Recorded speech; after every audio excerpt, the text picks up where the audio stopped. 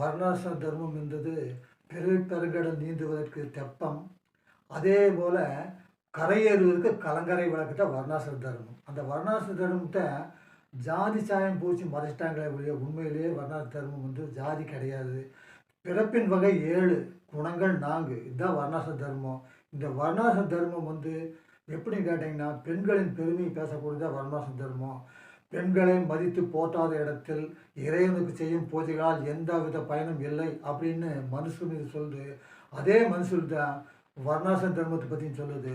வர்ணாசிரம தர்மம் எங்கே தோன்றுச்சுன்னா தாயின் கருவறையில் தோன்றுச்சு.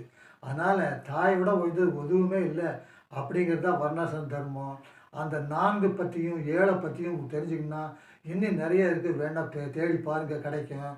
அதில் ஓங்காரத்துக்குள்ள வர்ணாசிரம தர்மம் எப்படி இருக்குது அப்படிங்கிறத நான் சொல்கிறேன்.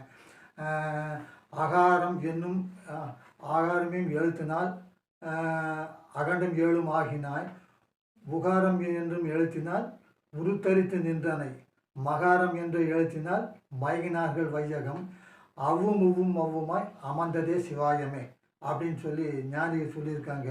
அதுலேயே வந்து அகண்டம் 7 ஆகினா இந்த 7 பிறப்பை பற்றி சொல்லியிருக்குது. ஓங்காரத்துக்குள்ளே இருக்குது. எல்லா சனாதனத்தில் எங்கே பார்த்தாலும் இறைநிலை அடையணும்னா வர்ணாசிரம தர்மத்தினுடைய அடிப்படை உண்மை தெரிஞ்சால் தான் அடைய முடியும்.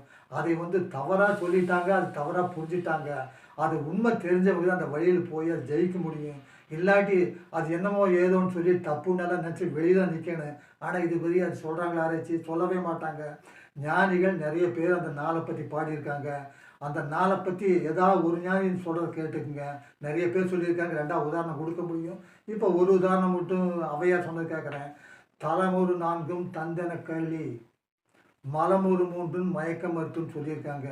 அந்த மும்மலம் மறுக்கிறதுக்கு தலமொரு 4 பற்றி தெரியணும். அந்த 4ங்கிறத பற்றி என்னன்னு தெரியணும்னா எல்லா ஞானிகளும் சொல்லியிருக்காங்க. அது உதாரணம் சொல்ல முடியும். அது இப்போ வேண்டாம், வேண்டும் வந்து கேளுங்க, அதுக்கு விளக்கம் கொடுக்கலாம். வர்ணாசிரம தர்மம் என்பது மனித குலத்துக்கிட்ட மிகப்பெரிய பொக்கிஷம். புரிஞ்சுங்களா? அது எல்லாத்தாலும் புரிஞ்சு கஷ்டம். நீங்கள் வந்து யார் வந்து கேளுங்க, அதுக்கு உண்டான விளக்கம் ஞானிகள் பாடல்லேருந்து எடுத்து கொடுத்துடலாம். ஒன்றும் பிரச்சனையே கிடையாது. வர்ணாசிரம தர்மம் வந்து மிக அற்புதமான விஷயம். வணக்கம்.